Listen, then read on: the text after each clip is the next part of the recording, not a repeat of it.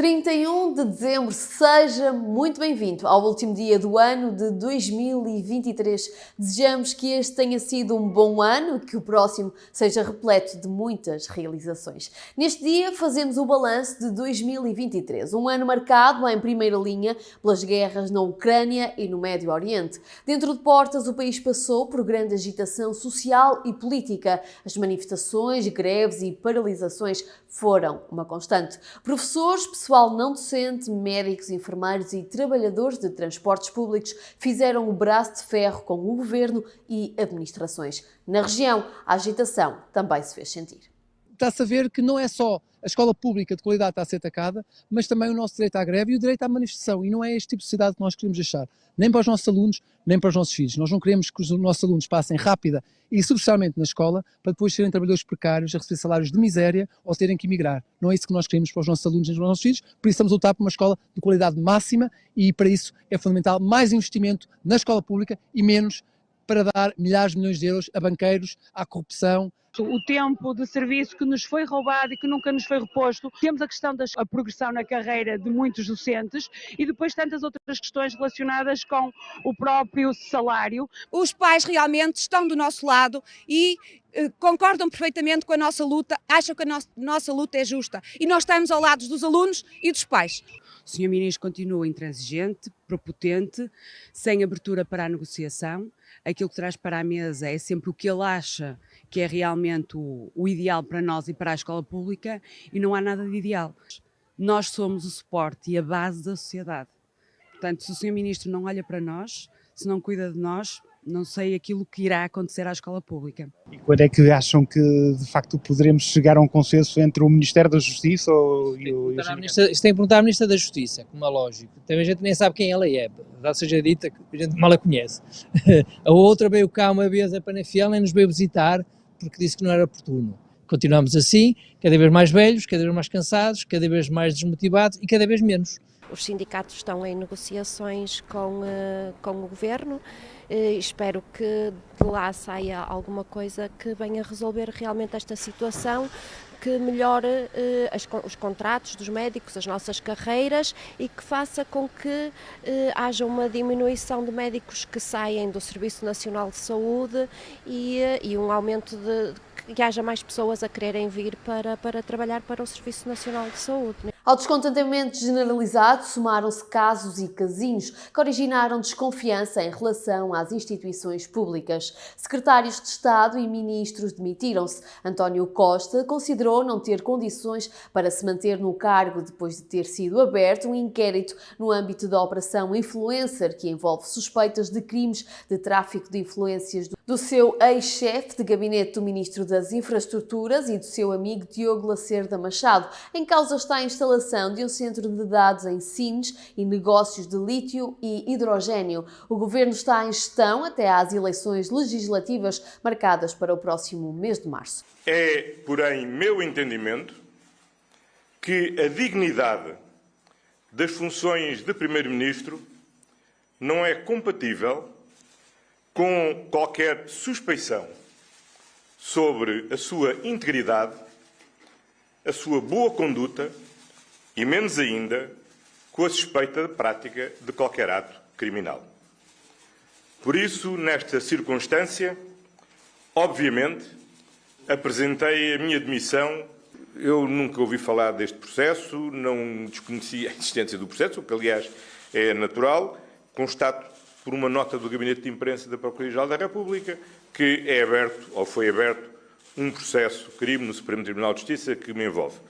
No julgamento que mais me importa que é o da minha consciência, estou totalmente tranquilo e não tenho a menor das dúvidas que não me pesa na consciência nenhum ato ilícito ou sequer qualquer ato censurável. Apesar da turbulência sentida, em 2023 a região desenvolveu várias iniciativas, algumas com impacto nos respectivos concelhos. Aqui ficam as mais importantes. Começamos pela Jornada Mundial de Juventude que decorreu em Lisboa de 1 a 6 de agosto. A JMJ é um encontro de jovens de todo o mundo com o Papa. É simultaneamente uma peregrinação, uma festa da juventude, uma expressão da Igreja e um momento forte de evangelização do mundo juvenil. A região colaborou e apoiou a Igreja no acolhimento destes jovens. Logo no início do ano, o município e o arciprestado de Sourique de Baix celebraram um protocolo de cooperação no âmbito das jornadas. No período de 26 a 31 de julho eram esperados 1.500 jovens naquele concelho. Mas foram milhares de jovens que passaram por todos os municípios da região. E este encontro internacional dedicado à juventude contou com mobiliário produzido em Paredes. O então Bispo Auxiliar de Lisboa quis mesmo ver in loco o desenvolvimento dos trabalhos realizados que empresas do concelho que produziram mobiliário para o altar da Jornada Mundial da Juventude. D. Manuel Aguiar elogiou o envolvimento e o contributo dos empresários paredenses. E quando começámos a projetar a Jornada Mundial da Juventude, o que diz respeito ao mobiliário, o nosso coração palpitou para aquilo que significa o mobiliário da excelência e de referência no nosso país, que acontece em muitas empresas desta zona do país e de modo especial naquilo que significa a Rota dos Móveis em Paredes, porque mundialmente vai ser referência quando forem mostradas e vão ter muita visibilidade durante a jornada, nomeadamente as peças do mobiliário das celebrações litúrgicas, como as peças que estarão presentes quer no Palácio de Belém, quer no Centro Cultural de Belém, a quando das atividades mais institucionais que vão acontecer. Em termos ambientais, a região chegou ao fim do ano praticamente da mesma maneira em que se encontrava no início. A poluição no Rio Ferreira, em Lordelo, Paredes, devido ao deficiente funcionamento da estação de tratamento de águas residuais de Arraigada, em Passos de Ferreira, continua por resolver. Cansado de ver o problema arrastar-se no tempo, Nuno Serra, presidente da Junta de Freguesia de Lordelo, disse já ter colocado a hipótese de se demitir por se sentir impotente para resolver o que considera ser um crime ambiental.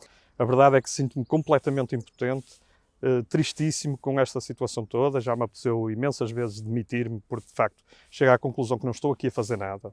Mas a verdade é que, se calhar, isso também seria o que toda a gente gostaria que fizesse, nomeadamente nas entidades, que era que me demitisse.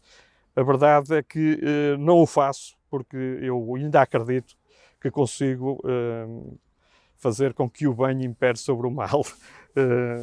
Traduzindo isto, quer dizer que o Ministro do Ambiente seja de uma vez por todas uma voz dos portugueses, que seja alguém sensível aos problemas ambientais, a Agência Portuguesa do Ambiente cumpra com as suas funções, a Câmara Municipal de Passos de Ferreira faça aquilo que tem a fazer e a gente possa ver este problema resolvido de uma vez por todas e possamos viver em paz em Lordelo.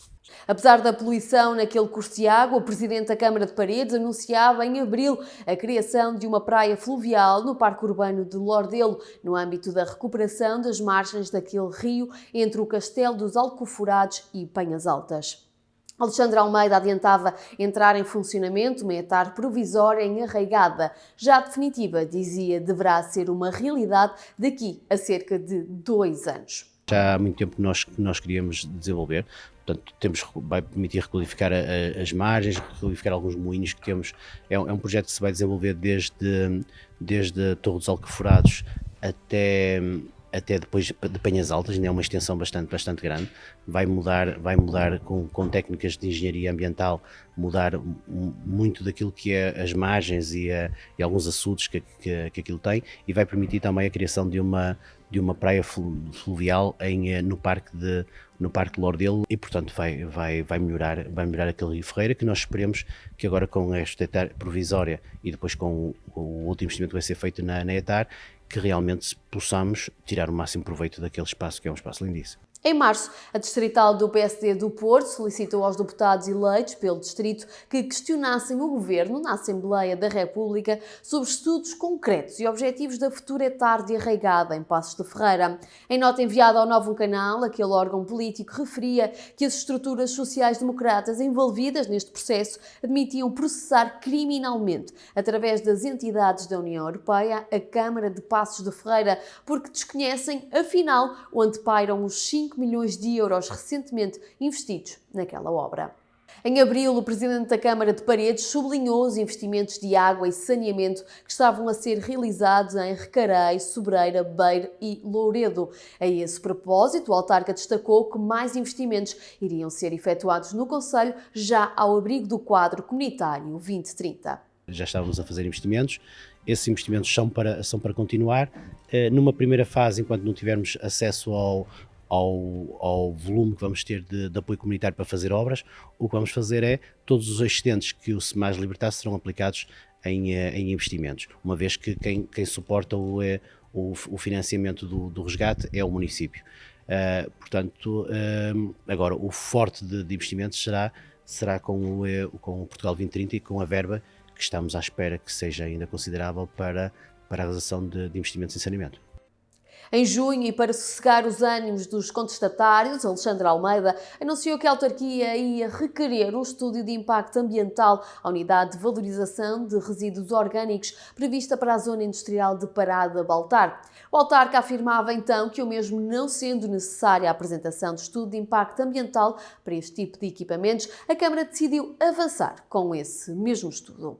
O que é que mede o estudo de impacto ambiental? Desde logo mede o impacto para a zona na construção da fábrica. Isso aí é uma construção de uma fábrica como se fosse uma fábrica de mobiliário, portanto, ou seja, o número de caminhões que vão para lá para fazer a fábrica é exatamente o mesmo número de caminhões que vão para fazer outra fábrica qualquer ou para fazer um edifício. Depois, punha-se a questão em termos de questão de verter água, isso aqui não existe, porque aquilo é tudo feito indoor, portanto não há impacto em termos, e vai para o saneamento normal, portanto isso não há impacto nenhum. Polémica foi também a situação das águas vivas na freguesia de Gandra, na sequência do processo do resgate da exploração, do abastecimento de água e saneamento e da reativação do SEMAS. A Junta de Freguesia garantiu que iria continuar a gerir este sistema de abastecimento público de água na freguesia. Também o Presidente da autarquia deixava claro que não haveria nenhum resgate das subconcessões de água no concelho em Gandra, Sobreira, Parada ou Recarei. Alexandre Almeida garantiu que a Junta de Gandra, as cooperativas que têm serviços de água, iriam continuar a prestar este mesmo serviço às populações, sublinhando que a autarquia será apenas um parceiro da Junta de Gandra e de todos os subsistemas de água. Refira-se ainda que em fevereiro o Executivo Municipal aprovou o orçamento de 5 milhões de euros para os serviços municipalizados de água e saneamento. O documento foi aprovado com a abstenção da coligação PSD-CDS-PP. Nos primeiros meses do ano, centenas de pessoas manifestaram-se na cidade da Lixa, no concelho de Felgueiras, contra a prospecção de lítio na zona do Seixoso, numa organização do Movimento Seixoso Lítio Não, que pretende evitar que aquela zona se mantenha como uma possibilidade para a exploração de lítio. Querem mostrar ao Governo que temos que preservar o que temos e não destruir. É óbvio que a autarquia deveria estar presente, é óbvio que a Junta de Freguesia, na impossibilidade de estarem eles, estamos nós. Proteger o nosso património e proteger o nosso Seixoso, a nossa terra e acima de tudo, o ar que respiramos e a água que bebemos. Também em Alijó estão em cima da mesa preocupações ambientais. O município vai avançar com a construção de estações de tratamento de águas residuais biológicas, num investimento superior a 1,8 milhões de euros. E o município de Mar Canavês avançou com a intervenção de 2,6 milhões de euros, que vai permitir a realização de 734 ligações à rede de água e saneamento. Trata-se da primeira fase da empreitada e tem a duração de 12 meses. A nossa meta é chegar nos próximos 8 anos, mais ou menos 7, 8 anos, a uma taxa de cobertura de água de 80% e no saneamento de 70%. Nos próximos meses vamos fazer vários autos de consignação de várias empreitadas que estamos a levar a cabo e são empreitadas com valores significativos de milhares de euros. Esta não é o caso, não é uma obra de grande dimensão em termos financeiros, mas é uma obra de grande relevância para a população que cá está. Temos a obrigação de continuar a fazer pequenas obras, porque muitas das vezes as pequenas obras fazem a diferença na vida das pessoas. Em Valongo foram concluídos os trabalhos de construção da segunda fase da escadaria Cuca-Macuca, implementada na Serra de Santa Justa. A obra situa-se no limite urbano da cidade de Valongo e permite a ligação pedonal entre a Rua do Ivanta e o percurso anteriormente construído até à Capela de Santa Justa, ficando assim concluída toda a escadaria numa extensão total de 1,5 km. Em maio foi apresentado no Parque Serras do Porto o Replante, um projeto tecnológico inédito que junta empresas, universidades e centros tecnológicos com o objetivo de valorizar a floresta portuguesa através da utilização de tecnologias e estratégias que permitam a gestão integrada da floresta e do fogo. Estamos a falar de um investimento de cerca de 5,3 milhões de euros, que envolve 20 parceiros e que está estruturado em várias áreas de conhecimento. Um dos pilares do plano de gestão do Parque das Serras era justamente a defesa da floresta contra incêndios, não é? Porque nós a criar trilhos, como temos neste momento 200 km de trilhos nas serras, nada disso vale se não tivermos uma boa proteção contra incêndio. Portanto, tudo aquilo que seja inovação que nos ajude a proteger a floresta contra incêndio é fundamental. 85% dos 6 mil hectares de floresta vão estar monitorizados para a detecção de fumos, é excelente, e depois, se pudermos usar robôs para a limpeza, é excelente, porque há sítios que é muito difícil a limpeza, e portanto eles estão de parabéns, e ainda bem que escolheram o Parque das Serras para aplicar este grande projeto, este projeto inovador. As acessibilidades, equipamentos e mobilidade estiveram em grande destaque também no ano de 2023, ainda que nesta área tenham sido inúmeros os anúncios. Logo em janeiro arrancaram as obras de ampliação do serviço de urgência do Hospital Padre Américo, um serviço que estava sob enorme pressão. Ainda assim, a situação não parece ter mudado. Vamos, neste momento, proceder ao alargamento da área da urgência, não é? Portanto, é um investimento que já estava previsto há algum tempo e que permitirá acomodar melhor os doentes, permitir melhores fluxos de circulação e, portanto, dar outra resposta naquilo que é uma das áreas sistematicamente referidas como de dificuldade no hospital. Em fevereiro, o Grupo Trofa Saúde anunciava um investimento de 50 milhões de euros na construção de um hospital privado em Penafiel. A futura unidade hospitalar, que deverá abrir em meados de 2025, vai criar 120 postos de trabalho diretos e envolver cerca de 300 prestadores de serviços na área da saúde. O anúncio foi feito em conferência de imprensa na Câmara de Penafiel após a celebração do contrato de investimento entre o município e o investidor. O equipamento vai ser construído nas proximidades do Hospital Padre Américo, na freguesia de Guilhofe, e contará com serviço de atendimento permanente e internamento. É importante porque é complementaridade. Se nós temos mais resposta, independentemente dela ser privada ou pública, isso é positivo, porque depois o próprio Estado tem a capacidade de, através de parcerias com os grupos privados, disponibilizar a acessibilidade aos nossos concidadãos. Eu não sei se estará aqui a resposta ou não. Se o Estado quiser resolver ou pelo menos atenuar o problema do acesso às urgências, vai ter a possibilidade de o fazer sem ter que fazer um investimento significativo na ampliação das urgências, por exemplo, já fica com essa possibilidade. Portanto, o investimento está garantido, a construção vai acontecer e, alguns ali no início de 2025, as obras começam a terminar, começa-se a equipar o hospital. No entretanto, a formação, a preparação dos profissionais, o convite aos profissionais, os acordos de acessibilidade a todas as entidades seguradoras, públicas, privadas, tudo que está envolvido para as pessoas terem acessibilidade está a decorrer, vai estar a decorrer durante esta preparação e espero em maio, com toda a certeza, convidar e estarmos ali, entre aspas, a cortar a fita e que o hospital vai abrir. O município de Paços de Ferreira avançou com a construção de uma residência de autonomização e inclusão. Trata-se de um alojamento para pessoas portadoras de deficiência. As obras que tiveram início em fevereiro têm o prazo de conclusão de 1 ano, pelo que deverá estar no seu término. No Marco de Canaveses foi inaugurada a requalificação da Igreja de Santa Maria, um imóvel que apresentava um denunciado risco de degradação. A obra teve um custo total de cerca de 1,2 milhões de euros ao abrigo do FEDER. A Presidente Cristina Vieira adiantou, à margem desta inauguração, que a Igreja de Santa Maria foi escolhida pelo arquiteto Cisa Vieira para candidatar a Património Mundial da Unesco. Esta igreja onde nos encontramos é uma dessas igrejas que foi escolhida pelo próprio arquiteto Cisa Vieira para poder vir a candidatar-se e a candidatura vai ser apresentada a Património Mundial da Unesco.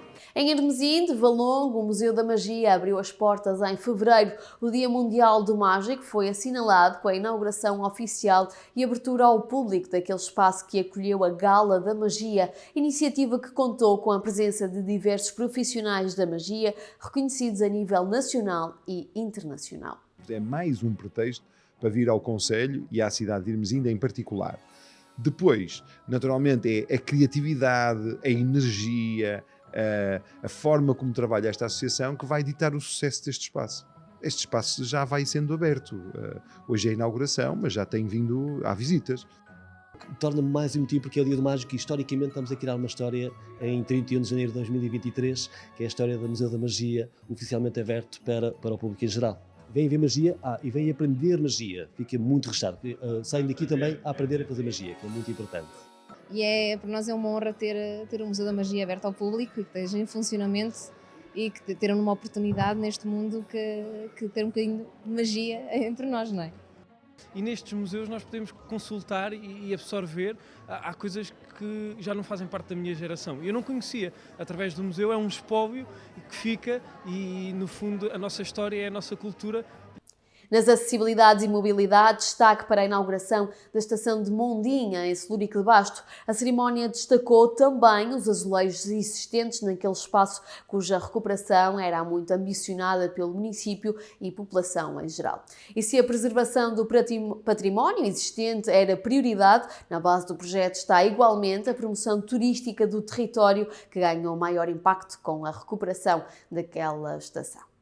Na realidade, hoje é um dia feliz para Celurico de Basto, porque nós não só inauguramos a reabilitação desta estação que tem o nome de Mondinho de Basto, mas que está instalada na freguesia de Viado do concelho de Celurico de Basto, mas também coincidiu com a reabilitação de todo um património dos azulejos que aqui se instalaram e que na realidade foi um processo muito moroso, mas que era muito querido também por parte das populações, e ao mesmo tempo entramos numa nova fase desta ecopista com a entrada em funcionamento e permanentemente aberta das suas estações. Em junho era anunciado que estava a concurso a eletrificação da linha ferroviária do Douro. Com um preço base de 118 milhões de euros, este investimento será realizado na linha entre o Marco de Canaveses e o Peso da Régua, numa extensão de 47 km. No mês seguinte, falava-se no concurso público de viabilidade para a construção da nova linha de comboio do Val de Sousa. A nova linha ferroviária insere-se no programa de eletrificação e reforço da rede ferroviária nacional, tendo sido assinado um acordo de colaboração entre a Infraestruturas de Portugal, a Comunidade Intermunicipal do Tâmega e Sousa, a Área Metropolitana do Porto e os 5 municípios interessados: Valongo, Paredes, Passos de Ferreira, Lousada e Felgueiras. Este acordo prevê a realização de um conjunto de estudos, entre os quais o estudo de viabilidade técnica e ambiental. A nova linha do Val de Sousa ligará a linha do Douro a sudeste da estação de Valongo, à cidade de Felgueiras, e terá uma extensão aproximada de 37 km. A ver, vamos se há desenvolvimentos durante o novo ano. As obras de construção do troço do IC35 entre Penafiel e Rã já estão no terreno e continuam a decorrer a bom ritmo, apesar dos normais transtornos devido ao condicionamento do trânsito. Entretanto, a autarquia penafidelense anunciou recentemente que a rotunda à saída da A4 em Penafiel vai mesmo avançar. Recorde-se que essa é uma saída onde se registram acidentes com muita frequência. Em Lousada, em abril, entrou em funcionamento o novo terminal rodoviário, um equipamento que permite concretizar uma nova estratégia municipal para a mobilidade. Outros equipamentos abriram portas na região. É o caso do Pavilhão Desportivo do Douro, localizado em Rio Mau, no concelho de Penafiel. Trata-se de um equipamento direcionado para a prática e formação na área do desporto. O presidente da autarquia, Antonino de Sousa, destacou a importância dos investimentos nas freguesias mais distantes do concelho, assumindo que este pavilhão será uma mais-valia para Rio Mau, mas irá beneficiar todas as coletividades da zona sul do concelho. Quando investimos em equipamentos aqui para o sul do concelho, como fizemos de resto também para o norte do concelho, para aquelas freguesias mais periféricas, mais distantes da sede do concelho, nós estamos a combater esta discriminação que de alguma forma acaba por acontecer relativamente às populações que não têm as mesmas oportunidades. Que foi uma luta constante também pela União Desportiva de Estrelas de Rio Mau, pelo anterior executivo e também por nós, porque nós queríamos muito que isto acontecesse, porque nós aqui em baixo temos muitas associações a trabalharem nesta área e acho que aqui para o sul do concelho ganha uma nova energia. Aproveitando a inauguração do Pavilhão Desportivo do Douro, o presidente da Câmara de Penafiel anunciou ainda a intenção da valorização da Casa da Sobreira e a promoção de um camping naquela freguesia. mas nós queremos que constitua uma alavanca para a atração de visitantes e de turistas aqui ao sul do nosso concelho, e por isso vamos, aproveitando o facto de existir uma propriedade que é municipal e que vai exatamente desde esse complexo de piscinas até ao Rio Douro, para desenvolvermos aí um projeto de camping e que permita exatamente acolher visitantes e dar-lhes condições de permanência. Também São Martinho de Recinhos tem mais um equipamento, um pavilhão desportivo que beneficia todas as comunidades das terras de Recinhos. Esta era uma obra já muito ansiada por toda a população. A partir de agora vai permitir que toda esta comunidade, os mais jovens, os menos jovens, os homens, as mulheres, porque o desporto é importante para todos, podem agora praticar desporto com outra qualidade. É evidente que é um equipamento para a população em geral das terras de Recinhos, que, como eu também dizia na minha intervenção, carecia deste tipo de investimento e estivemos muitos anos um bocadinho esquecidos. Felizmente que este Executivo Camarário tem olhado às nossas preocupações e tem trazido algum investimento para a nossa zona, para a zona norte do concelho. A inauguração da requalificação do arranjo urbanístico junto do Cruzeiro, na freguesia de Galegos, criou uma nova centralidade. No local foi também inaugurado um memorial para homenagear os soldados que partiram na Guerra Colonial. O Centro Cultural de Fermil, em Celurico de Basto, foi inaugurado em abril. Trata-se de uma conversão de uma antiga escola primária no centro que pretende levar cultura àquela localidade. O presidente da autarquia, José Peixoto Lima, sublinhou que esta é uma mais-valia como centro difusor de várias vertentes para o concelho. E num investimento superior a 1.300.000 euros, a freguesia de Paço de Sousa, em Penafiel, contou este ano com novos equipamentos, um pavilhão desportivo localizado junto às piscinas municipais e a sede da Associação de Dadores de Sangue Terras do Val de Sousa. E Penafiel dá os últimos passos na concretização do Ponto C, um equipamento que irá proporcionar uma nova centralidade cultural no centro da cidade. O Ponto C, que previsivelmente deveria estar pronto até setembro deste ano, sofreu um aumento em termos de investimento na ordem dos 20%.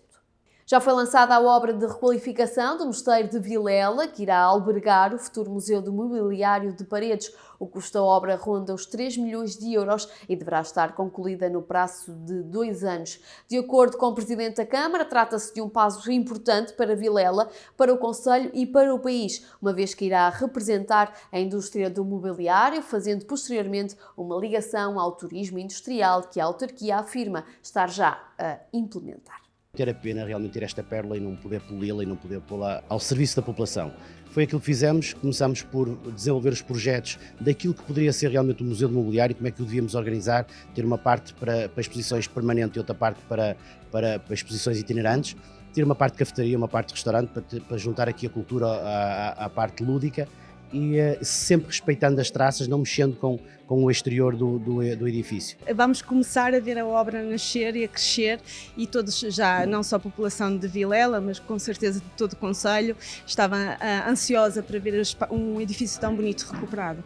A população tinha só a oportunidade de conhecer, não a parte interior, mas pelo menos esta parte dentro de portas, na fachada do mosteiro, só quando a feira medieval que era promovida anualmente. E a reação quando entravam aqui, mesmo as pessoas que nos visitavam de fora, é que realmente é um espaço incrível e é uma pena estar fechado e não se poder ter o devido aproveitamento. Em Amarante, o Parque Multifuncional do Rossio, a obra de requalificação do parque de estacionamento, das buscas e do viaduto de ligação foram inaugurados no investimento global superior a 2,3 milhões de euros. Esta é uma requalificação importante para a cidade que permite a integração da população com o rio. Cofinanciada pelo Norte 2020, as obras obtiveram uma taxa de coparticipação de 85% da despesa elegível.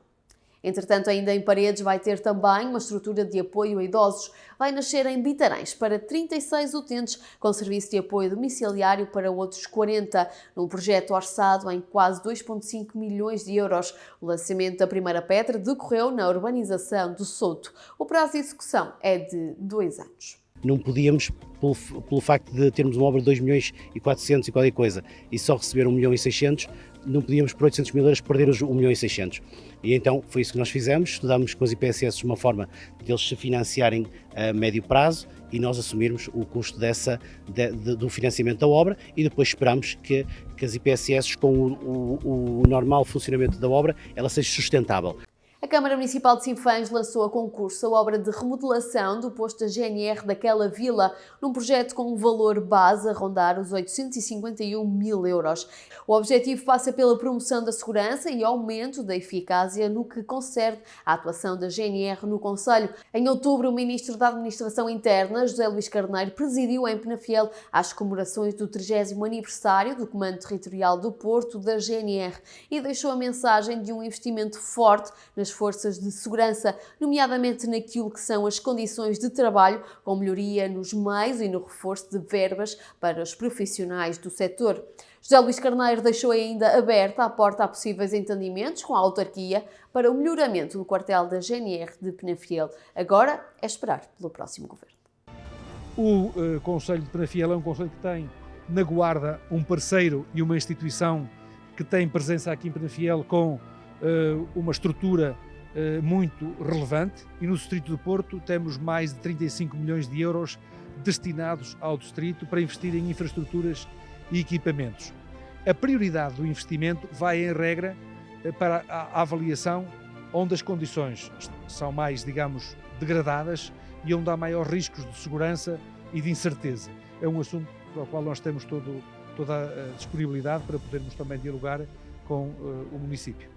No dossiê Educação-Saúde, começamos por destacar o projeto Somos Um, que está a ser desenvolvido por vários municípios da região. No âmbito desta iniciativa, os alunos do 11º ano dos vários estabelecimentos de ensino estão a ser dotados de competências e certificação em suporte básico de vida. A experiência já foi aplicada em diversas escolas do Tâmega e Sousa. 12, 13, 14, 17, 18. Portugal, infelizmente, é um dos países da Europa com menos suporte básico de vida entre os seus cidadãos. É um dos países com menos DAEs por 10 mil habitantes e nós queremos ajudar a inverter essa tendência.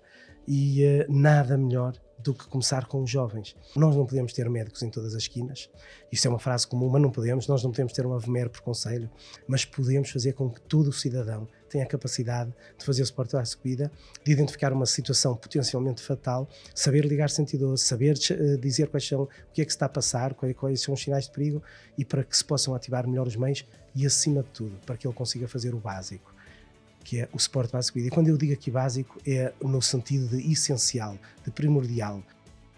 Em Aroca, 184 alunos do 4º ano fizeram rastreio ao daltonismo, uma iniciativa inserida no programa Color Had e que visa sensibilizar a comunidade para os constrangimentos da doença. O Centro de Saúde de Caí de Rei passou a dispor em fevereiro de novos médicos. Hugo Lopes, diretor executivo do ACES Tâmega 3, Val de Sousa Norte, garantiu estar em condições de assegurar a cobertura das listas de utentes da Unidade de Cuidados de Saúde Primários. Hugo Lopes acrescentou que esta alocação possibilitaria a concretização de outros projetos para os cuidados de saúde primários da Zona Sul e Nascente no concelho de Lousada, nomeadamente a criação de uma unidade de saúde familiar. E o Governo vai avançar com o que considera ser uma grande reforma do SNS a partir deste mês de janeiro de 2024, com a criação de 31 unidades locais de saúde, ULS, que se juntam às 8 já existentes no país. Desta listagem conta a Unidade Local de Saúde, o Tâmega e Sousa, que integra o Centro Hospitalar do Tâmega e Sousa, o ACES Tâmega 1, Baixo Tâmega, com exceção do Centro de Saúde de Celurico de Basto, o ACES do Tâmega 2, Val de Sousa Norte, e o ACES Tâmega 3, Val de Sousa Sul. Espera-se que este ano o modelo simplifique os processos e melhore a articulação entre equipas de profissionais de saúde, com o foco na experiência e no percurso entre os diferentes níveis de cuidados. O conceito aposta sobretudo na prevenção da doença e na promoção da saúde, pretendendo-se, por outro lado, uma maior eficiência na gestão dos recursos públicos.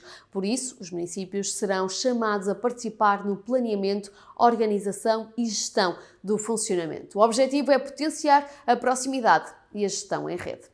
As unidades locais de saúde tendem fundamentalmente a prestar um cuidado onde o doente, que nem podemos falar bem do doente, o cidadão esteja no centro do sistema. E essa é a lógica central da criação das OLS, ou seja, os hospitais e os cuidados primários, os centros de saúde, começarem a trabalhar articuladamente, de maneira que, em vez de ser o cidadão a ter que procurar apoio na saúde, seja a saúde que vai atrás dele e o acompanha ao longo da vida. O que pretendem é fazer uma integração de cuidados, uma complementaridade de cuidados entre os cuidados de saúde primários, os ACES, e os cuidados secundários ou os hospitais, neste caso o nosso centro hospitalar. O que é que acontece? Acontece que há aqui uma grande prevalência dos cuidados de saúde primários a partir de dois pressupostos, que é o pressuposto da importância da promoção e da prevenção da saúde, que é uma coisa que nós já fazemos muito e bem. E algumas novidades e projetos influenciaram a economia da região. A Associação de Empresas de Paredes assinou um protocolo com a Câmara de Comércio Portugal-China. O objetivo é a criação de sinergias entre os dois mercados, existindo propósito da realização futura de uma missão empresarial à China. Em Penafiel reabriu o mercado municipal numa parceria entre a autarquia e a confraria do presunto da cebola do Tâmega e Sousa. Este espaço, que é uma referência no mercado de produtos locais na cidade, vai permitir à confraria continuar a valorizar os produtos da região e ajudar a promover a sua comercialização. O objetivo é incentivar a comunidade a comprar produtos frescos e locais. Vários concelhos da região estiveram presentes na 33ª edição da Bolsa de Turismo de Lisboa, que decorreu em março, na Feira Internacional de Lisboa, no Parque das Nações. Vários municípios da região, assim como a Rota de Românico, estão integrados na área expositiva da Comunidade Intermunicipal do Tâmega e Sousa e da Entidade Regional de Turismo do Porto e Norte de Portugal. Trata-se da maior feira de turismo de Portugal, onde cada região procura afirmar-se como destino turístico de características únicas, onde se destaca o património, a cultura, a gastronomia e os produtos endógenos. E já se sabe que em março Penafiel atrai milhares de pessoas por causa do Festival da Lampreia, que em 2023 regressou à zona ribeirinha de Entre os Rios, numa iniciativa da Câmara Municipal em parceria com a Junta de Freguesia de Eja. Além do festival, decorreu até ao final do mês nos restaurantes aderentes à Rota da Lampreia, uma iniciativa que promove a restauração e a boa gastronomia. E o Douro e Porto Wine Festival, do qual o Novo Canal é televisão oficial, venceu um prémio do Iberian Festival Awards 2023, sessão que decorreu na cidade da Maia. Este prémio, Paisagem Idílica do Douro, é uma consagração importante para um festival que marca pela diferença. Este ano ainda fez mais sentido, tendo em conta que o Alto Douro Vinheteiro é a capital europeia do vinho. A Junta de Freguesia de Rebordosa avançou com a apresentação pública do Cartão Jovem de Rebordosa, uma iniciativa que tem como objetivo dinamizar o comércio local e fixar jovens. O projeto conta com a adesão de estabelecimentos e associações locais que assinaram um protocolo com a Junta de Freguesia. A autarquia compromete-se a atribuir benefícios e descontos aos portadores do cartão. Objetivo duplo, que é fixar a população jovem e também habituá-la ao comércio local e, por outro lado, dinamizar o próprio comércio local. Com as duas, ou seja, com o cartão jovem pretendemos atingir esses dois objetivos, sim.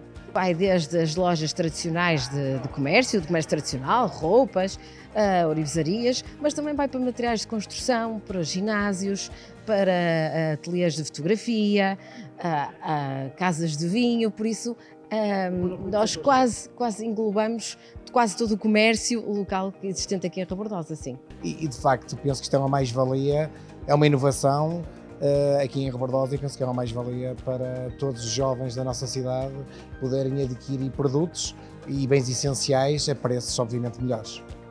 Em maio, o Ministro da Economia, António Costa Silva, inaugurou em Penafiel um novo serviço de apoio às empresas chamado Espaço Empresa do Douro, Tâmega e Sousa. A região passou a dispor de um serviço destinado a apoiar quem tem ou quer abrir um negócio num dos seus 11 concelhos. A nova estrutura reúne num só espaço um conjunto alargado de informação que permite responder em tempo útil e ajustado, através de atendimento presencial, telefónico e online, às necessidades das empresas e dos empresários. É um símbolo muito importante termos inaugurado aqui o novo espaço para as empresas dentro da comunidade intermunicipal. Portanto, é uma iniciativa da comunidade intermunicipal do Tâmega e Sousa, juntamente com a IAPMEI. Então, nós queremos sempre que os nossos organismos estejam o mais próximos possíveis do território. Vamos ter aqui um balcão único a funcionar no interior da CIME e que pode fomentar todas as relações com todo o tecido empresarial. O país está preparado para dar um salto enorme em termos do seu desenvolvimento económico. Em junho, a capital do móvel deslocou-se para Lisboa, mais precisamente para o pavilhão Carlos Lopes. A edição 59 desta feira de mobiliário e decoração contou com a presença de 25 expositores que mostraram a qualidade do mobiliário de Passos de Ferreira. A capital do móvel é de facto uma marca distinta em Portugal, reconhecida por todos, que foi capaz de, ao longo dos tempos, se adaptar, se renovar, de melhorar, de reagir a tempos difíceis, a se reinventar. E estamos aqui hoje, mais uma vez, como disse e bem, já na 59ª edição. São muitas as edições da capital do móvel e acreditamos que a força, a determinação, a resiliência dos empresários, que ano após ano, que edição após edição, marcam presença, e são muitos que aqui estão e outros que não estão aqui, mas já estiveram nas feiras, que ajudam a promover o nosso território e a marca. A marca é algo dinâmico, as marcas não podem ficar paradas no tempo e acreditamos, tal como o nosso Conselho, a marca Capital do Móvel também tem tido essa capacidade de se reinventar. Em Lousada decorreu a apresentação do projeto de serviço de formação profissional do Tâmega e Sousa, que será construído em Caíde Rei e que contou com a presença do Secretário de Estado do Trabalho, Miguel Fontes. O governante referiu que o tecido empresarial e económico desta região tem crescido e por isso necessita de parceria que o município estabelece com o Instituto do Emprego e Formação Profissional, cuja gênese passa por promover a qualificação dos recursos humanos. Já em pleno verão foram inúmeras as feiras, festas e romarias que se realizaram por todo o território. Em Penafiel, Agrival, Feira Agrícola do Val de Sousa, é a montra das atividades culturais e económicas da região. Este ano, coube à Ministra da Agricultura a inauguração do certame. Maria do Céu Antunes destacou a importância da produção do vinho verde nesta região e anunciou a abertura de um novo aviso do programa Em Parcelar para Ordenar, que visa o desenvolvimento da agricultura. A comunidade intermunicipal do Tâmega e Sousa, que integra os 11 municípios, voltou a marcar presença na maior feira agrícola da região. O presidente Pedro Machado realçou que a Agrival já não é apenas de Penafiel e que a CIM tem todo o interesse em divulgar todas as potencialidades do território. A paisagem, o vinho verde são exemplo disso. Trago-lhes mesmo uma notícia que vamos abrir um novo aviso do Em Parcelar para Ordenar, para precisamente neste território de minifúndio, onde o minifúndio é claramente um fator que prejudica o desenvolvimento agrícola destes territórios, para que efetivamente possamos ter novas formas de poder agregar os nossos terrenos, os nossos agricultores e com isso continuarmos a promover o desenvolvimento agrícola do país. E em novembro, já sabe, é o São Martim, que para além das várias atividades recreativas e culturais, tem impacto na economia da região. E se pelo São Martim deverá ir à adega e provar o vinho, são vários os concelhos que lançam o repto à comunidade. Em Penafiel, milhares de pessoas deslocam-se à cidade, mas também Passos de Ferreira, Castelo Paiva, Lamego e várias freguesias da região atraem população e visitantes às diversas atividades. E num ano em que muito se fala sobre a habitação e as dificuldades de mercado, o município de Penafiel, no âmbito do programa municipal Penafiel Casa Acessível, lançou a consulta pública ao mercado para conseguir fogos privados com a finalidade de os subarrendar posteriormente a famílias do concelho. O objetivo era responder às necessidades habitacionais das famílias, cujo nível de rendimento não lhes permite aceder ao mercado de arrendamento privado nem à habitação social, por terem um nível de rendimento superior. E ele vai permitir que a Câmara Municipal possa arrendar a proprietários, no sentido de depois poder subarrendar a famílias com rendimentos intermédios, portanto, famílias de classe média, sobretudo jovens e início de vida e estudantes. E nós sabemos que os custos de uma habitação no mercado de arrendamento é extremamente alto, aqui no concelho de Penafiel, mas também em todo o país. E por isso o facto de estar compatível com o rendimento acessível vai permitir que os custos associados ao arrendamento não ultrapassem taxa de esforço indicada e limite de um agregado familiar. A Ministra da Habitação, acompanhada da Secretária de Estado da Habitação, visitaram o bairro Doutor Abílio Alves Moreira, em Lousada. Nesta visita, a governante assistiu à apresentação do projeto vencedor do concurso da concessão para a elaboração do projeto conjunto habitacional Hans Isler. Este projeto, que contempla 45 habitações, é financiado pelo Plano de Recuperação e Resiliência. Entretanto, a Ministra da Habitação, Marina Gonçalves, passou também por Paredes para visitar as obras do complexo habitacional, onde irá ficar alojada a comunidade cigana.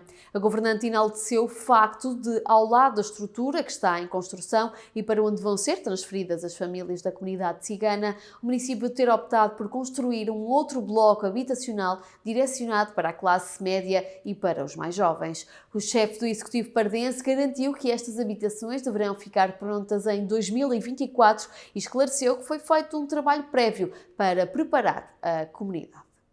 Foi a prioridade definida em 2018, felizmente ela está no terreno, está a acontecer. Neste caso em concreto, em maio, teremos respostas no terreno, mas são obviamente os instrumentos mais capazes de forma permanente de resolver e dar resposta às famílias do ponto de vista habitacional. Habitação com condições, habitação digna, adequada a cada agregado e cuja renda será em função do rendimento de cada família. Este é uma concretização daquilo que está verdadeiramente no primeiro direito e daquela que é o trabalho de articulação e de parceria entre o IRU, os municípios e aqui com o Governo, mas o Governo mais numa lógica de criação do instrumento do que outra coisa, porque na verdade estas respostas, aquilo que estamos aqui a construir é verdadeiramente a garantia da inclusão, a garantia da integração, a garantia de um projeto comunitário onde a habitação tem um papel fundamental.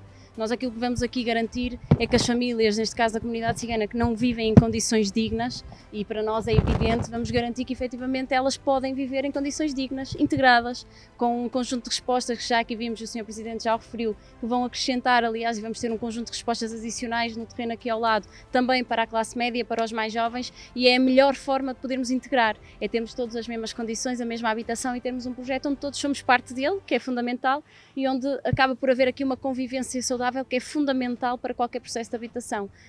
No Mar Canaveses decorrem as obras para a adaptação de 4 antigos estabelecimentos de ensino do concelho em 13 habitações sociais. As empreitadas representam um investimento total de mais de 700 mil euros e vão permitir que mais 13 famílias tenham acesso à habitação acessível no concelho no âmbito da Estratégia Local de Habitação do município, que no total prevê um investimento de quase 16 milhões de euros, com financiamento garantido a 100% ao abrigo do Plano de Recuperação e Resiliência.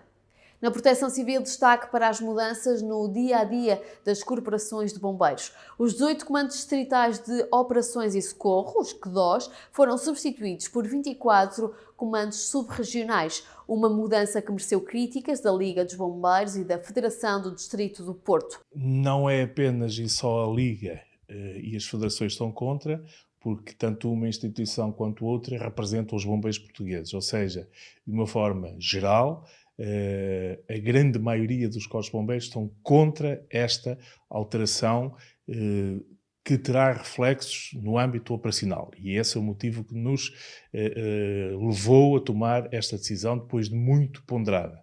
A autoridade dividiu-se. Portanto, existe aqui o quê? Existe uma necessidade de um conjunto maior de contactos, eventual maior dificuldade e demora na resposta aos pedidos de socorro e, principalmente, na nossa opinião, naquilo que tem a ver com o reforço de meios em áreas que estavam contíguas e que agora existe, entre aspas, uma barreira não física, mas burocrática. Existe uma barreira burocrática. Dou-lhe um exemplo concreto. O Concelho de Paredes está na área metropolitana do Porto, o Concelho de Penafiel está na comunidade intermunicipal do Tâmega e Sousa, subcomando regional. O avanço dos meios, a resposta em reforço que dos corpos de bombeiros de Paredes ou de Penafiel conseguiam facilmente agilizar, ter procedimentos que já estavam instituídos operacionalmente, vai ser mais difícil, necessariamente, porque há contactos que têm que ser feitos de necessidade, a título de exemplo, da sub-região do Tâmega e Sousa, para o Porto, e depois o Porto contacta as estruturas de apoio operacional para ver se tem a disponibilidade. Portanto, temos aqui a meter mais areia, salvo aqui a expressão, na engrenagem, portanto, e ela irá funcionar necessariamente pior. Em março, os bombeiros de todo o país estiveram reunidos para exigirem diálogo e respeito. O Presidente da República presidiu a sessão solene do 22º Congresso Nacional Extraordinário da Liga dos Bombeiros Portugueses, que decorreu no pavilhão multiusos de Gondomar sob o tema Pensar Bombeiros. Deste congresso saiu uma moção de estratégia global em diversos domínios a serem implementados pelas federações e associações. A Liga dos Bombeiros está atenta, houve as preocupações dos bombeiros, trouxe a público, todos nós trouxemos a público, o Sr. Ministro trouxe a público, eu também fui até o mais aberto e cortante que se podia imaginar. Porquê? Porque isso é democracia. Os bombeiros voluntários do Mar Canaveses já dispõem de uma terceira equipa de intervenção permanente. Reforçar a operacionalidade é o objetivo. O Corpo de Bombeiros do Mar Canaveses tem agora a maior capacidade de resposta às situações de emergência e de catástrofe. É um dia histórico porque foi um dos objetivos enquanto comandante que, quando abracei, aliás, este projeto de comandante, 5 anos como adjunto, 10 como comandante, o objetivo foi sempre este, foi nós conseguir melhores veículos, melhores condições e também homens, sobretudo homens, que é se calhar o valor acrescentado a tudo isto. Podemos ter os melhores equipamentos, se não tiver homens que utilize e utilize bem, nada disto faz sentido. A mais-valia é aquilo que eu referi sempre, que é temos pessoas dedicadas à emergência e capazes, com prontidão, com mais qualificação, para socorrer pessoas e bens. Em Celurico de Basto foi assinado um protocolo para a criação também de uma equipa de intervenção permanente nos bombeiros voluntários celuricenses. O objetivo passa pelo mesmo, o reforço da operacionalidade. Também o Executivo Municipal de Penafiel aprovou em abril o processo da constituição de 3 equipas de intervenção permanente que vão ser instaladas nos bombeiros de Penafiel, Passo de Sousa e Entre os Rios. Nós assinamos aqui estes protocolos para a constituição de 3 equipas, uma para cada corporação de bombeiros do nosso concelho, que vão ser financiadas em partes iguais pela Administração Central e pela Câmara Municipal, e, portanto, um esforço financeiro significativo. Mas a questão não é essa, a questão é que nós achamos que essa não é a melhor forma de incentivar ao voluntariado nos bombeiros, não é a melhor forma de apoiar as nossas corporações de bombeiros, porque 5 homens vão ter naturalmente férias, vão ter folgas e fins de semana, vão ter direito a ficar doentes, portanto isso na prática vai traduzir-se em muito pouco do ponto de vista do reforço da capacidade operacional dos bombeiros. Aquilo que nós achamos que devia ser o caminho era uma verdadeira política de apoio ao voluntariado. E era isso que eu gostava de ver acontecer. O Estado a ter uma verdadeira política de apoio e incentivo ao voluntariado nos bombeiros e uma política de apoio ao equipamento para os bombeiros, para que as corporações estejam devidamente equipadas. E o Ministro da Administração Interna, José Luís Carneiro, presidiu as comemorações do Dia Municipal da Proteção Civil de Valongo. Destaca-se a assinatura de protocolo entre o município de Valongo e o Instituto de Saúde Pública da Universidade do Porto quanto à partilha de dados relativos ao funcionamento da Comissão Municipal de Proteção Civil para a elaboração de um estudo académico sobre a forma como esta funcionou durante todo o período pandémico.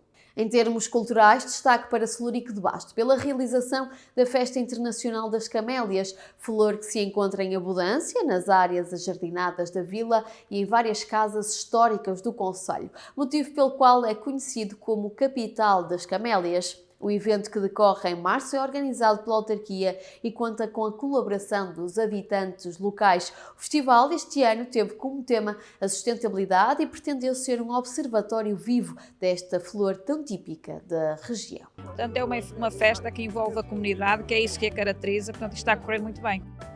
Que a Festa Internacional das Camélias seja uma porta que se abra para outras atividades ao longo do ano, para que quem vem hoje nos visite em outros dias e para que também os nossos locais tirem partido da camélia, não só como ornamento, mas também que tirem um partido económico. É isso que pretendemos também e é mesmo isso, é que a Festa Internacional das Camélias seja um chamariz para que nos visitem durante todo o ano. E Penafiel festejou os 253 anos como cidade. O aniversário de uma das cidades mais antigas do país foi marcado por diversas atividades que decorreram durante todo o mês.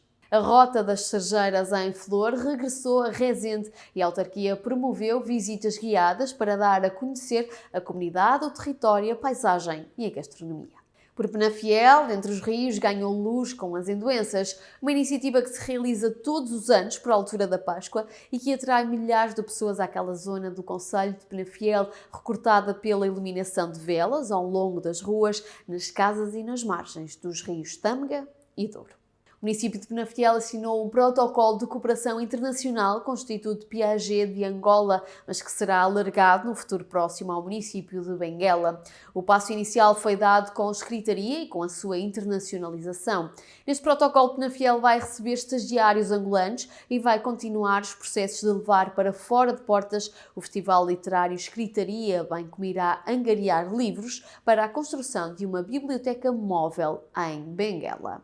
E por falar em escritaria, este ano o Festival Literário homenageou Miguel Esteves Cardoso. É bom ter tudo por perto, fazer tudo nos mesmos poucos metros quadrados, desde que os cúbicos sejam infinitos. Foi a frase escolhida pelo escritor para marcar a cidade e o concelho de Penafiel. O escritor esteve presente no descerramento da escultura que marca a sua passagem pela Escritaria 2023 e, tendo como pano de fundo a frase escolhida, deixou perceber as emoções de quem diz sentir-se pequeno perante um bem maior. A comemoração da palavra através de um festival que visa homenagear a vida e obra de um dos escritores de língua oficial portuguesa.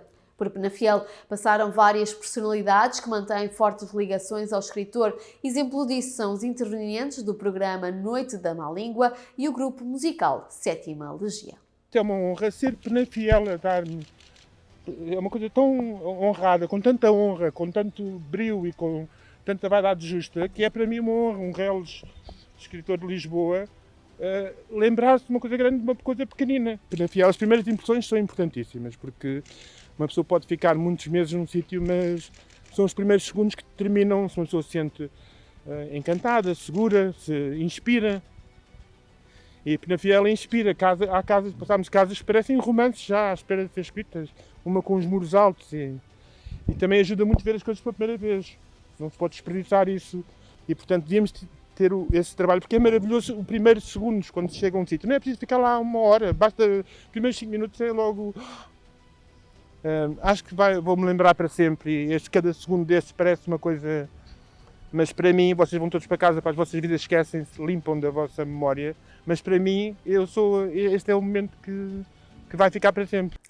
Os utentes da Cerce Marante estão a usufruir de terapia assistida por animais. O projeto chama-se Caça Sorrisos e visa minimizar dificuldades de carácter cognitivo, emocional, educativo e social de crianças, jovens e adultos com e sem deficiência.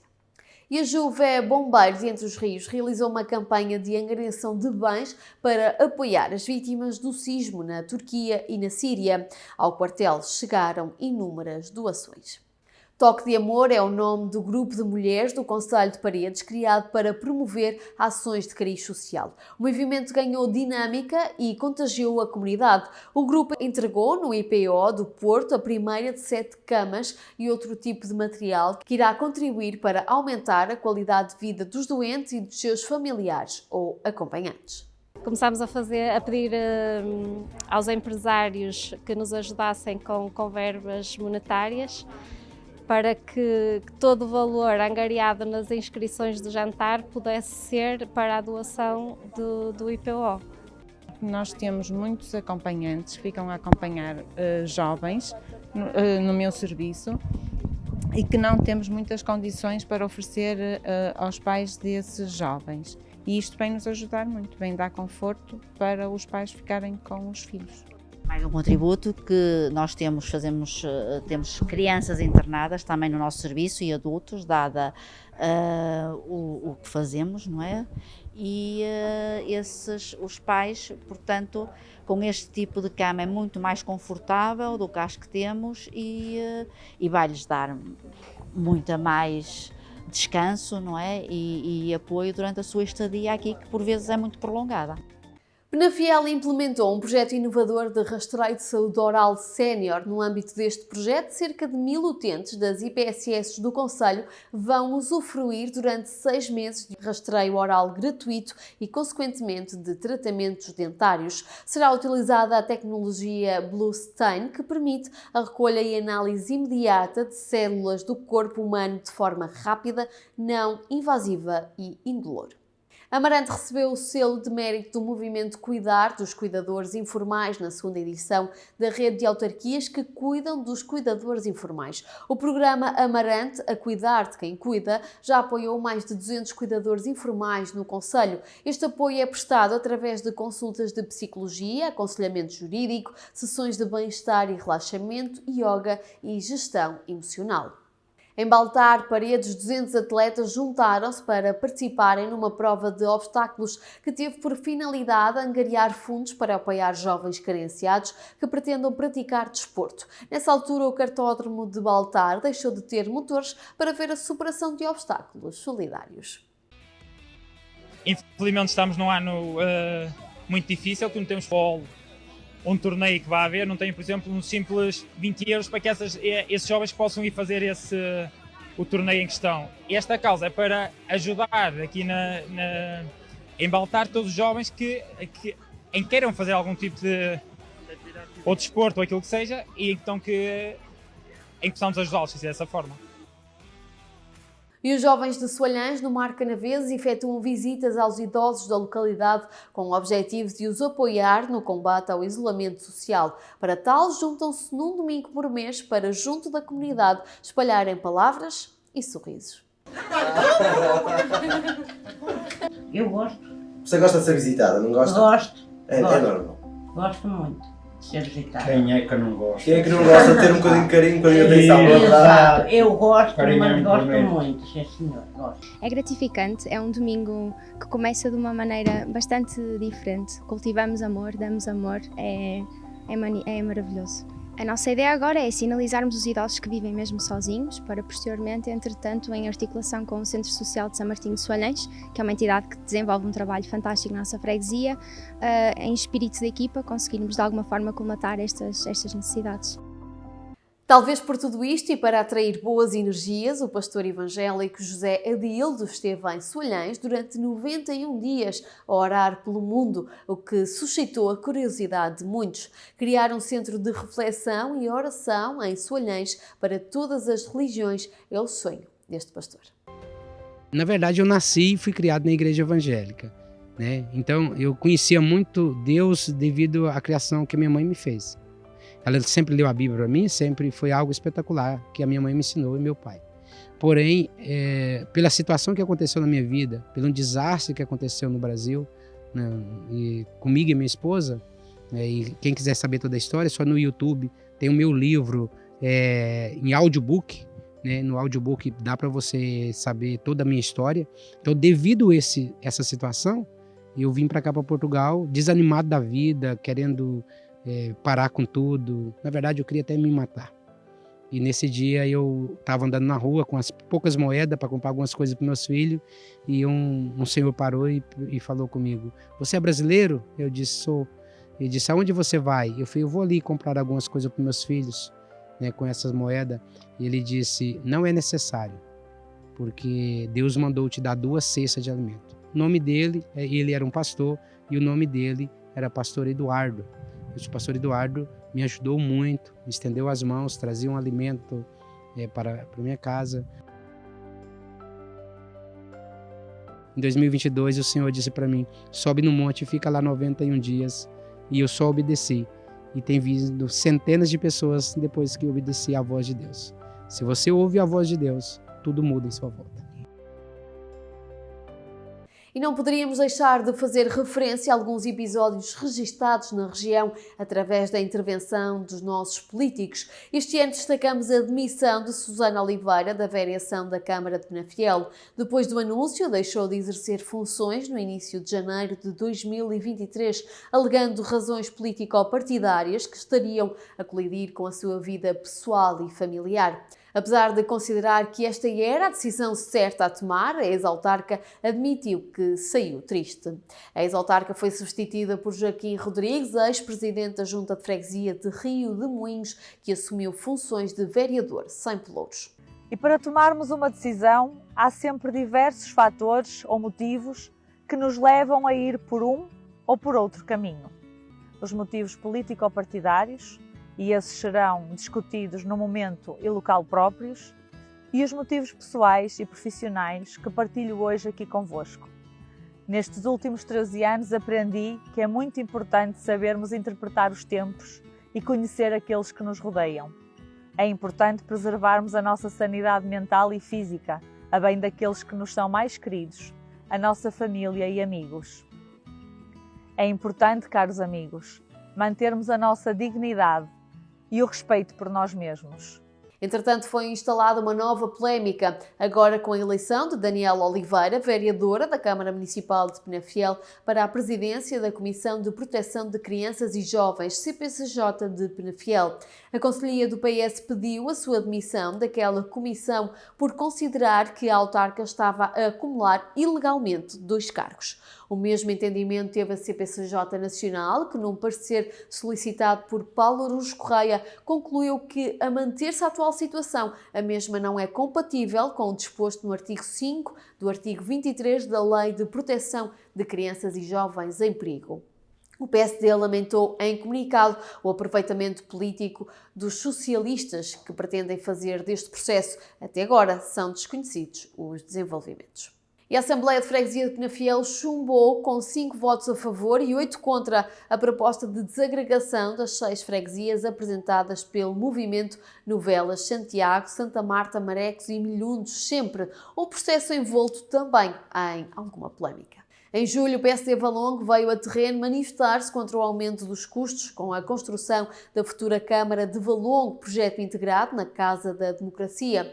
Refira-se que a Câmara de Valongo resolveu o contrato com o empreiteiro por incumprimento contratual. O vereador social-democrata Miguel Santos, em declarações ao Novo Canal, disse que a construção dos novos espaços do Conselho irá passar dos iniciais 10,5 milhões de euros para um total de 22 milhões de euros. O presidente da autarquia lamentou as variações dos preços por força da pandemia e da guerra e assumiu que o incumprimento por parte do empreiteiro obrigou a autarquia a lançar um novo concurso com preço base de 14 milhões. Em Penafiel, o PSD viveu um verão quente. A Comissão Política Conselhia caiu depois de ter sido apresentada a admissão do líder Pedro Cepeda e de outros elementos daquele órgão político.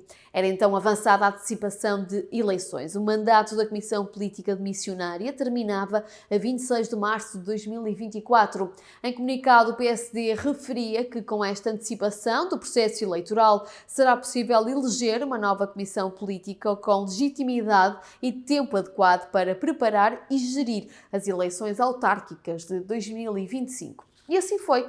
A 9 de setembro apresentaram-se a votos 2 listas, uma encabeçada por António de Sousa e outra por Alberto Santos.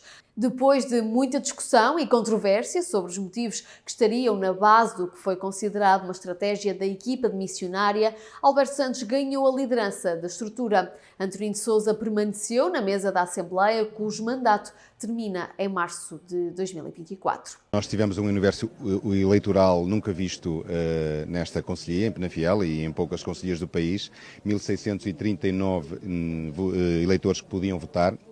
Desses 1.415 vieram hoje aqui ao pavilhão de exposições de Penafiel votar, o que demonstra uma grande vitalidade, não só do partido, mas da militância, da vontade dos militantes do PSD tomarem uma posição, fazerem a sua escolha e traçarem, no fundo, uma visão para o seu futuro. Portanto, quiseram todos eles participar.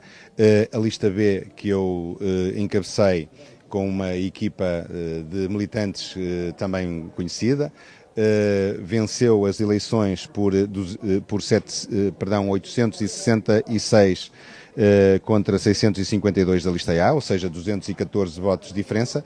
Acho que é um resultado claro e expressivo que demonstra claramente aquela que foi a opção dos militantes do PSD em Penafiel. A fechar uma passagem de olhos pelo desporto, prestes a terminar o ano de 2023, muitos foram os acontecimentos desportivos que marcaram a região do Tâmega, Sousa e Douro. No desporto automóvel, Lordelo, no concelho de Paredes, recebeu o Campeonato de Portugal Trial 4x4, numa iniciativa organizada pela Federação Portuguesa de Automobilismo e Karting e pelo Clube TT Paredes, com o apoio da Câmara Municipal. No desporto motorizado, destaca ainda para a 5ª edição do Penafiel Racing Fest, que atraiu dezenas de milhares de aficionados. Ainda no desporto motorizado, o piloto do Mar Canaveses, Pedro Bianchi Prata, arrecadou o título de campeão na Taça do Mundo de todo o terreno, FIM Bajas World Cup, na categoria de veteranos. Nas 4 rodas, Paredes, Lousada, Amarante e Felgueiras integraram a edição 56 do WRC Vodafone Rally de Portugal, que decorreu nos dias 11 e 14 de maio. Jorge Santos, piloto pardense, regressou este ano e em grande aos ralis. Conduzindo um Skoda Fabia S2000, o piloto de Baltar levou consigo as cores do Novo Canal e Mr. Norte e logo na estreia não deu hipótese à concorrência no Rally de Santo Tirso, dominando a prova a toda a linha. A segunda prova de José Santos foi o Penafiel Racing Fest, onde na taça Joaquim Santos subiu ao 2º lugar. Alguns problemas com o Skoda Fabia S2000 não permitiram ao piloto de Paredes chegar ao lugar mais alto do pódio. João Barros foi o vencedor em Penafiel, Jorge Santos ficou em 2º e Marco Oliveira arrecadou o 3º posto. Já no Motor Show que se realizou na Expo Nor, o Skoda Fabia de Jorge Santos voltou a fazer um 2º lugar. No último rally do ano, em Cantanhede, Jorge Santos e Cátia Dias até nem começaram bem nos treinos com uma saída de pista, mas depois o carro voou e terminou destacadíssimo na liderança do Rally Cantanhede Marquês de Marialva.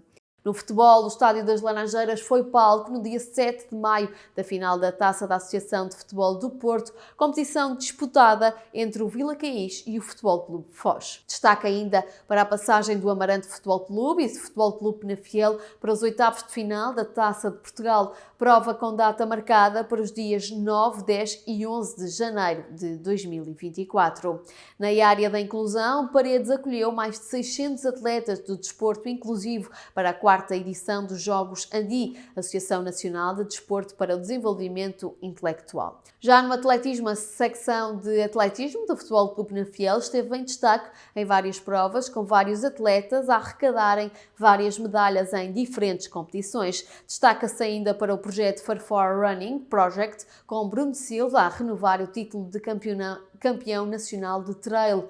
Nas artes marciais, Gonçalinho Garcia sagrou-se campeão europeu de Karaté e venceu mais recentemente a Liga Galega de Karaté. Na motonáutica, Peso da Régua e Lamego foram palco do Campeonato do Mundo em Fórmula 2. Saliente-se ainda o título conquistado pela Associação Recreativa Novelense, que se sagrou campeã nacional de desporto adaptado por equipas. Jéssica Teixeira, da Salto da Fronteiras Associação, venceu o prémio de atleta de desporto adaptado do ano em Felgueiras. Aqui ficaram os principais acontecimentos da região que marcaram o ano. Como sempre, o Novo Canal estará atento para levar até si tudo o que importa. Hoje, importa-nos que tenha umas excelentes entradas no novo ano. Seja feliz e tenha um bom ano.